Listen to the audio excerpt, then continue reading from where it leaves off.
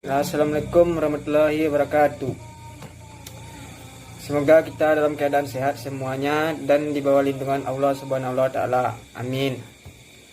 Baiklah, kami dari kelompok 2 akan mempresentasikan hasil diskusi kami yang beranggotakan 4 orang. Saya sendiri Andre Giovanni sebagai moderator NIM 18002 dan Anita NIM 18002 dan Melani NIM 18002 154. Dan yang terakhir Yuni Nurmaliza 18002 115. Materi pertama yang akan disampaikan oleh Anita. Kepada Anita dipersilakan. Terima kasih kepada moderator. Perkenalkan, nama saya Anita, NIM 18253 akan menyampaikan materi yang pertama, yaitu faktor-faktor internal yang mendorong perubahan organisasi atau pengembangan organisasi. Nah, menurut Uparyadi Dwi, pada tahun 2016 halaman 9-10, perubahan organisasi dapat didorong oleh pengaruh yang ditimbulkan dari lingkungan internal dan eksternal organisasi. Lingkungan internal mempengaruhi organisasi terhadap cara organisasi melaksanakan kegiatan-kegiatannya. Faktor internal organisasi yang mempengaruhi terdiri dari faktor sasaran organisasi, strategi dan kebijakan, teknologi baru yang terserap ke dalam organisasi, dan karyawan. Ini dapat kita lihat di sini di gambar 1 itu ya. Ada faktor-faktor pendorong perubahan organisasinya. Sudah jelas di sana apa-apa saja faktor dari dalam organisasi itu, kemudian faktor dari luarnya. Nah, kalau dari faktor eksternal organisasi menurut Uparyadi ini tadi terdiri dari faktor ekonomi, teknologi, sosial, budaya, dan politik. Nah, namun di sini saya akan menjelaskan bagian faktor internalnya saja, karena nanti faktor eksternalnya akan dibahas sama rekan kerja saya. Oke, kita masuk yang pertama, yaitu faktor internal pendorong perubahan organisasi sasaran. Nah, perubahan organisasi yang dipengaruhi oleh faktor internal bisa dalam bentuk mengganti tujuan atau sasaran dari pertumbuhan jangka panjang menjadi pencapaian laba jangka pendek yang akan mempengaruhi perubahan tujuan jangka pendek departemen lain. Maksudnya di sini apa sih gitu kan? Jadi sasaran ini misalnya aja dalam suatu sekolah itu mempunyai tujuan jangka panjangnya, misalnya mengadakan seminar nasional karena pandemi sedang melanda, maka kemungkinan diadakannya seminar nasional jadi tertunda atau diganti dengan seminar lokal saja untuk sekolah-sekolah misalnya khusus di kota Jambi gitu, atau mungkin yang tadinya jangka panjangnya dia diadakan sudah mempunyai plan diadakan secara offline, jadinya dilakukan secara daring seperti itu. Kemudian ada yang selanjutnya itu strategi, kebijakan, dan teknologi. Itu saya gabung aja karena semuanya ini sebenarnya faktornya ini saling mempengaruhi ya. Nah, oke. Jadi ada perubahan kebijakan dan prosedur personal ya yang akan mempengaruhi motivasi kerja karyawan. Nah, jika manajer puncak memilih strategi pertumbuhan cepat, maka tindakan-tindakan internal harus dirubah untuk meraih sasaran tersebut, seperti dilakukannya pengenalan proses produksi dengan teknologi baru yang akan mempengaruhi sistem kerja pula kan. Nah, jadi di sini sangat berkaitan ya antara strategi, kebijakan dengan teknologi baru yang akan digunakan. Misalnya dalam suatu sekolah itu menetapkan strategi cepat ya tadi, strategi dia mengambil alih agar daring gitu kan, dilaksanakan secara daring seminar tadi. Nah, jadi nggak mungkin kan dia nggak punya kebijakan atau prosedurnya gimana, nanti dia akan melakukan prosedurnya atau kebijakannya itu dilakukanlah pengenalan bagaimana cara kerja dari seminar online ini gitu. Nah, di dalam kebijakan tersebut tentu juga tidak luput top manager atau manajer atas, paling atas itu kepala sekolah, itu mereka memperkenalkan juga teknologi apa yang akan mereka gunakan gitu kan, bagaimana cara mengoperasikannya. Kemudian yang terakhir itu ada karyawan. Karyawan di sini kalau di sekolah bisa itu ya guru atau penjaga sekolah dan yang lain-lain yang ada di sekolah lah kan, bawahan kepala sekolah. Tuh permintaan dari karyawan, serikat kerja, dan produksi yang tidak efisien juga akan memunculkan kebutuhan akan pembaruan. Nah, di sini udah jelas banget ya. Misalnya guru-guru sepakat untuk mengadakannya perubahan nih, karena di dalam kondisi seperti ini harus ada masukan-masukan juga untuk kepala sekolah jika dia tidak melakukan perubahan gitu kan.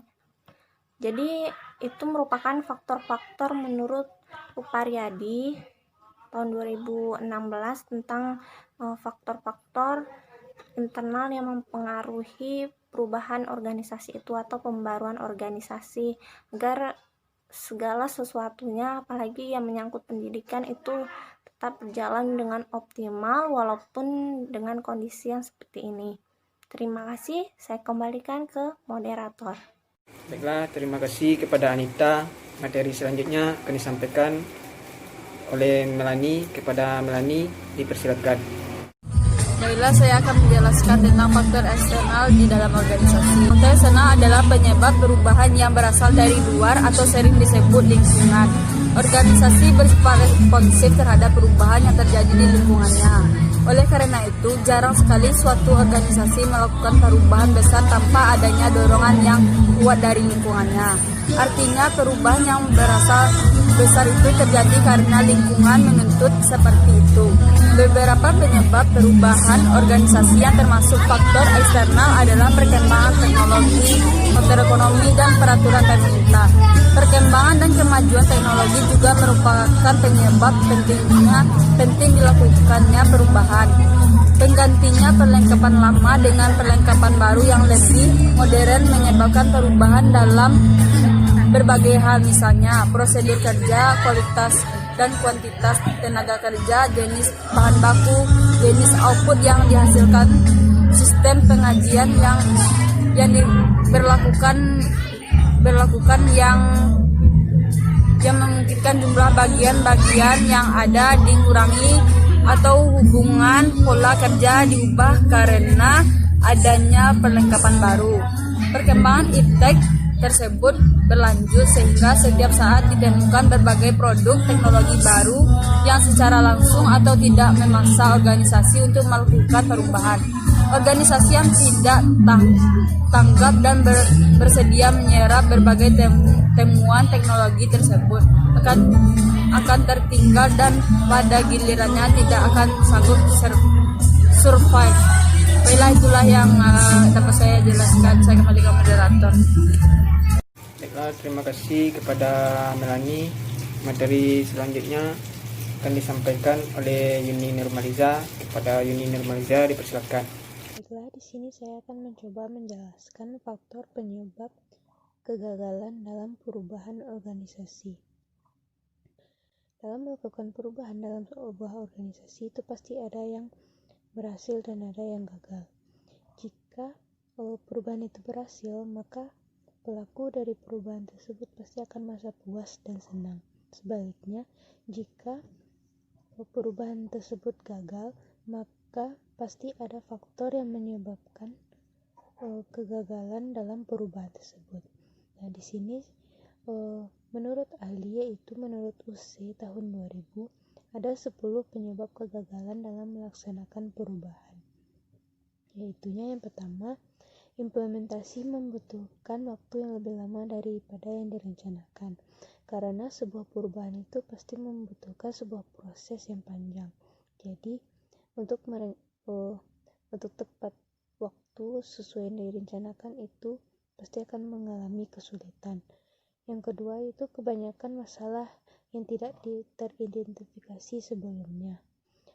Ketika melaksanakan sebuah perubahan, pasti di tengah-tengah jalan ada saja masalah yang timbul yang tidak terpikirkan sebelum perubahan itu dilakukan. Jadi hal tersebut akan menghalangi jalannya perubahan organisasi tersebut. Selanjutnya, aktivitas dalam implementasi tidak cukup koordinasi. Koordinasi ini berasal dari manajer yang memimpin perubahan dalam organisasi tersebut. Selanjutnya itu aktivitas dan krisis bersaing memecahkan perhatian sehingga keputusan tidak bisa dilakukan. Selanjutnya, manajer kekurangan kapabilitas yang diperlukan untuk melakukan perubahan. Maksud kapabilitas di sini adalah kemampuan. Jadi, kurangnya kemampuan seorang manajer itu akan menghalangi proses dari perubahan organisasi tersebut, karena perubahan itu tergantung bagaimana kebijakan dari seorang manajer. Selanjutnya, pelatihan dan instruksi yang diberikan kepada bawahan tidak cukup. Selanjutnya, faktor eksternal yang tidak terkendali berdampak pada implementasi. Faktor eksternal di sini itu dapat berupa dari lingkungan, dari pemerintah, hukum, ataupun kebijakan-kebijakan yang dapat menghalangi perubahan dalam organisasi. Selanjutnya itu manajer departemen tidak cukup memberikan kepemimpinan dan arahan. Selanjutnya, tugas pokok implementasi tidak didefinisikan secara rinci. Dan yang terakhir, sistem informasi yang tersedia tidak cukup untuk memonitor implementasi. Selanjutnya, ada faktor penyebab kegagalan perubahan organisasi itu yang bersumber dari dalam organisasi itu sendiri. Yang pertama itu, semua orang memandang perubahan sebagai tujuan daripada sebagai sebuah proses yang memerlukan perencanaan, persiapan, manajemen proyek, dan perhatian yang konsisten. Selanjutnya itu, visi tentang tujuan jangka pendek dan jangka panjang tidak jelas. Selanjutnya, peninggalan program perubahan organisasi sebelumnya yang gagal karena penanganan bentuk buruk menciptakan budaya skeptis dan cenderung menghindari resiko. Selanjutnya, gagal memberikan dukungan, pelatihan, dan keterampilan yang diperlukan yang memungkinkan karyawan mampu beradaptasi dan menyesuaikan diri atas perubahan organisasi. Selanjutnya, kurangnya komunikasi menyangkut perubahan, termasuk misalnya memberi informasi pada karyawan terlalu bertahap yang berisiko tumbuh kembangnya gosip negatif. Selanjutnya, terlalu memfokuskan upaya perubahan secara sempit pada satu aspek organisasi yang mengabaikan keterkaitannya pada kehidupan organisasi. Selain faktor penyebab kegagalan perubahan organisasi yang dikemukakan oleh Hussey dan yang bersumber dari dalam organisasi tadi, faktor penyebab kegagalan perubahan organisasi juga dapat bersumber dari manajer yang memimpin perubahan itu sendiri. Di antaranya yang pertama, manajer tidak menguasai prinsip manajemen perubahan. Kurang pahamnya manajer akan prinsip dasar dalam perubahan dianggap sebagai proses yang otomatis atau tidak. Padahal perubahan seharusnya merupakan sebuah aktivitas terencana, disengaja, dan berorientasi pada tujuan. Yang kedua itu manajer tergoda pada solusi mudah dan perbaikan yang cepat. Walaupun manajer sudah mengerti tentang prinsip perubahan, namun solusi mudah dan perbaikan cepat tetap dapat menjadi godaan yang cukup besar. Selanjutnya itu, manajer tidak menganggap penting aspek budaya dan kepemimpinan dalam perubahan. Tercapainya perubahan secara nyata membutuhkan komitmen berkelanjutan dari manajemen puncak yang harus konsisten dan ditampakkan secara jelas sepanjang proses perubahan agar program pengembangan dan perubahan organisasi tercapai. Selanjutnya itu, yang terakhir, manajer mengabaikan aspek manusia dalam mengelola perubahan. Kegagalan ini merupakan salah satu kegagalan terbesar dalam perubahan. Baiklah, terima kasih kepada Yuni Nurmaliza. Sekian hasil diskusi dari kelompok kami. Kalau ada kata yang salah, kami mohon maaf. Saya akhiri dengan membaca wabillahi taufiq wal hidayah. Assalamualaikum warahmatullahi wabarakatuh.